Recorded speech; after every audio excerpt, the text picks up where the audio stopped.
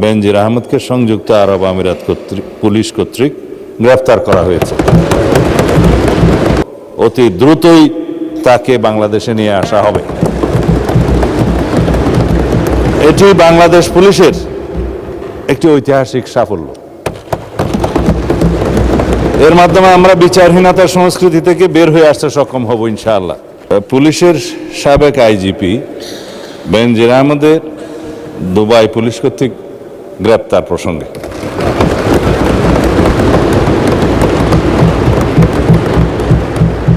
এ বিষয়ে আমি মহান জাতীয় সংসদকে অবহিত করছি যে বর্তমান সরকার দায়িত্ব গ্রহণের পর দুর্নীতি মামলায় অভিযুক্ত পুলিশের সাবেক আইজিপি বেনজির আহমেদকে গ্রেফতারের জন্য ইন্টারপোলের সাথে নিবিড়ভাবে কাজ করার জন্য নিয়োজিত পুলিশ হেডকোয়ার্টার্সের national central bureau NCB Dhaka কর্তৃক ইন্টারপোলে আবেদন করা হয়।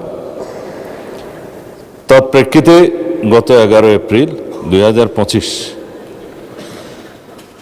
এটা 2025-এ পাঠানো হয়েছিল, আমরা এটা মনিটর করেছি। ইন্টারপোল 2025/12239 নম্বর ফাইল ও 5174/4 2025 কন্ট্রোল নম্বরের মাধ্যমে বেনজির আহমেদের প্রতি রেড নোটিশ জারি করে। উক্ত রেড নোটিশের মাধ্যমে ইন্টারপোল কর্তৃক সংযুক্ত আরব আমিরাতের স্বরাষ্ট্র মন্ত্রণালয়কে অনুরোধ করা হয় গ্রেফতারের জন্য। মাননীয় স্পিকার, আমি এই মহান সংসদের মাধ্যমে সমগ্র জাতিকে জানাচ্ছি যে গত 12 জুন 2026 তারিখে সংযুক্ত আরব আমিরাতের স্বরাষ্ট্র মন্ত্রণালয়ের directorate general of federal criminal police national central bureau NCB Abu Dhabi হতে প্রেরিত একটি ইমেইলের মাধ্যমে বাংলাদেশ সরকারকে জানানো হয়েছে যে দুর্নীতি মামলায় অভিযুক্ত বেনজির আহমেদকে সংযুক্ত আরব আমিরাত পুলিশ কর্তৃক গ্রেফতার করা হয়েছে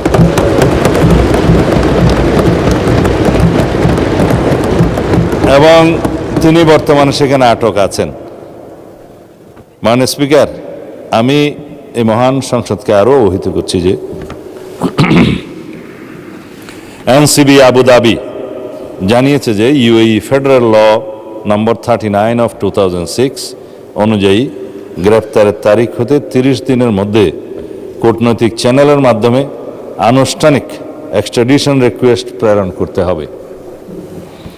উল্লেখ্য, বেনজির আহমেদের বিরুদ্ধে দণ্ডবিধির 420, 467, 468, 471 and 109 সেকশন এবং 1947-এর দুর্নীতি প্রতিরোধ আইনের সেকশন 5/2, 26(2) এবং 27(1) এবং বাংলাদেশ পাসপোর্ট অর্ডার 1973-এর 11 ধারার মানে সেকশন 11-এর মামলা বিচারাধীন রয়েছে।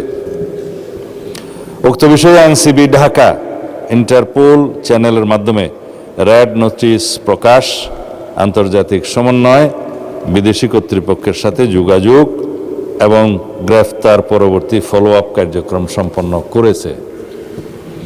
দুদক কর্তৃক প্রত্যার্পণের জন্য প্রয়োজনীয় মামলা, গ্রেফতারি পরোয়ানা ও তদন্ত সংক্রান্ত দলিলাদি প্রস্তুত, স্বরাষ্ট্র মন্ত্রণালয় কর্তৃক এক্সট্রাডিশন প্রপোজাল প্রস্তুত ও অনুমোদন এবং পররাষ্ট্র মন্ত্রণালয়ের মাধ্যমে ইউএই কর্তৃপক্ষের নিকট কূটনৈতিক চ্যানেলে আনুষ্ঠানিক এক্সট্রাডিশন রিকোয়েস্ট প্রেরণ করে এনসিবি আবু ধাবির সাথে সমন্বয়পূর্বক অতি দ্রুতই তাকে বাংলাদেশে নিয়ে আসা হবে।